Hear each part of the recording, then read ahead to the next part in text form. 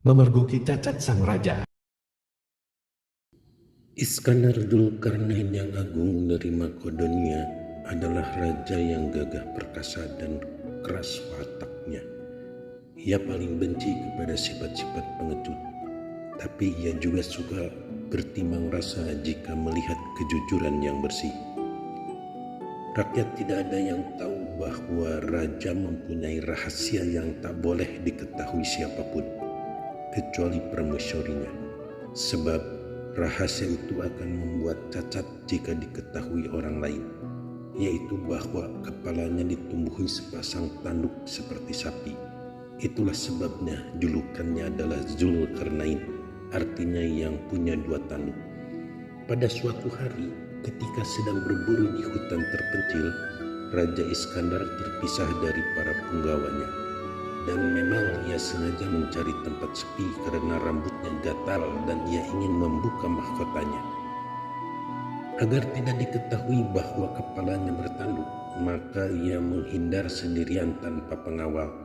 Pada waktu ia sudah membuka mahkotanya dan sedang asik menggaruk kepala yang gatal, seorang pencari kayu lewat di situ dan memergoki rajanya tanpa mahkota. Tukang kayu itu terbelalak kaget melihat raja yang gagah itu seperti sapi dengan sepasang tanduk di kepalanya. Tukang kayu itu sampai terpekik heran. Raja tersadar dari keasikannya. Alangkah terperanjat dan marahnya raja melihat ada tukang kayu sedang memandangi tanduk di kepalanya. Segera tukang kayu itu diperintahkan menghadap. Dengan wajah garang raja menghardik. "Apa yang kamu lihat?" Saya melihat tuanku bertanduk," jawab tukang kayu itu ketakutan. Ia sudah tahu hukuman apa yang bakal ditimpakan atas dirinya, tapi ia tak mau berbohong untuk mengatakan tidak melihat tanduk di kepala raja, sebab ia selalu jujur dalam hidupnya, betapapun pahit akibat kejujuran itu. Berarti engkau telah mengetahui cacat rajamu. Hanya engkau yang tahu. Para menteriku juga tidak. Jika engkau kubiarkan hidup, pasti cacatku ini akan tersebar kemana-mana. Jadi terpaksa engkau harus pancung sekarang juga, agar yang kau lihat tadi terbawa lenyap ke liang kubur. "Ampun tuanku, hamba tidak sengaja," ratap si tukang kayu, teringat akan nasib anak-anaknya yang masih kecil-kecil. Mereka bakal terlunta-lunta jika ia mati. "Itu bukan urusanku. Rupanya memang ajalmu harus datang hari ini, di sini oleh tanganku," jawab raja tegar. "Tuanku, anak-anak saya masih kecil, ibu mereka sudah meninggal dunia. Kalau hamba tuanku bunuh, bagaimana nasib mereka?" tangisi tukang kayu. Raja merenung. Ia terkesan akan kejujuran tukang kayu itu. Mungkin ia bisa dipercaya kalau diberi syarat tidak membukakan rahasia tanduk itu kepada orang lain. "Baiklah, engkau kuberi kesempatan untuk hidup, dengan syarat jangan sampai kau ceritakan kepada siapapun juga, termasuk kepada anak-anakmu.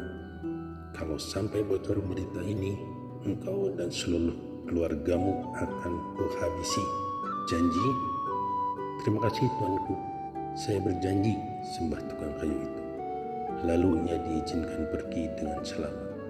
Betapa gembiranya tukang kayu itu. Nyawanya tidak jadi terbang. Namun setibanya di rumah, mulutnya terasa menuntut untuk menceritakan rahasia ajaib itu kepada orang lain. Hatinya mendesak-desak lidahnya untuk membuka keanehan rajanya kepada tetangganya. Tetapi karena ia sudah berjanji dan janji harus ditepati, apalagi ancamannya begitu menakutkan, maka ditahannya keinginan itu sedapat mungkin.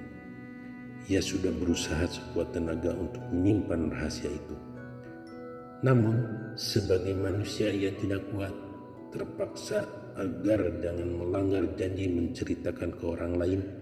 Ia pun pergi ke tengah-tengah hutan dan membuka isi hatinya tentang rahasia itu kepada sebatang kayu besar yang tumbuh di tempat gelap. "Hai kayu, Raja Iskandar punya tanduk di kepalanya." Legalah perasaannya setelah membukakan rahasia rajanya kepada kayu. dengan keyakinan tidak ada orang lain di situ. Memang tidak ada manusia di tempat itu kecuali dirinya. Akan tetapi ada seekor burung beo di ranting pohon, dan burung beo itu menirukan ucapan si tukang kayu persis sekali. Lalu burung tersebut terbang ke pasar di kota raja. Di sana ia mengulang-ulang ucapan si tukang kayu. "Hai kayu, Raja Iskandar punya tanduk di kepalanya." Maka gegerlah penduduk yang mendengar ucapan burung beo itu. Berita tersebar kemana-mana bahwa raja punya tanduk di kepalanya. Murkalah raja, siapa lagi biang keladinya kalau bukan si tukang kayu. Lantas raja memerintahkan untuk menangkap tukang kayu durjana tersebut. Dibawa ke hadapannya sebagai pesakitan yang dirantai tangan dan kakinya. "Hai tukang kayu, engkau memang tidak tahu membalas budi. Engkau sudah berjanji tidak akan membuka catatku kepada siapapun juga. Malah sekarang seluruh rakyatku tahu bahwa aku punya tanduk. Untuk itu engkau dan anak-anakmu terpaksa dijatuhi hukuman mati." Dengan ketakutan, tukang kayu itu membantah, "Demi Allah Tuanku, saya tidak pernah menceritakan kepada seorang manusia dimanapun." "Lalu, dari mana masyarakat tahu bahwa aku punya tanduk?" "Saya tidak mengerti Tuanku. Saya mengaku memang saya ingin bercerita, tetapi selalu saya tahan karena tidak kuat. Maka saya pergi ke tengah hutan rimba. Di tempat sepi yang tidak ada manusia, saya bercerita kepada sebatang pohon besar bahwa raja punya tanduk. Kebetulan waktu itu hanya ada seekor burung beo yang bertengger di ranting. Saya baru menyadarinya setelah saya selesai bercerita kepada kayu itu." "Apakah barangkali burung beo itu yang punya ulah Tuanku?" Raja selaku orang pemimpin yang bijaksana walaupun keras sifat dan wataknya ingin tahu apakah orang ini tidak berdusta. Ditanyakan kepada sebagian masyarakat yang mendengar berita itu, dari mana mereka tahu cacat raja. Ternyata betul, memang dari seekor burung beo yang terbang ke sana kemari sambil mengoceh, "Hai kayu, Raja Iskandar punya tanduk di kepalanya." Lantaran terbukti tukang kayu itu jujur dan raja suka kepada kejujuran, maka tukang kayu itu dibebaskan dari segala hukuman, malah diangkat menjadi pegawai kerajaan yang dipercaya.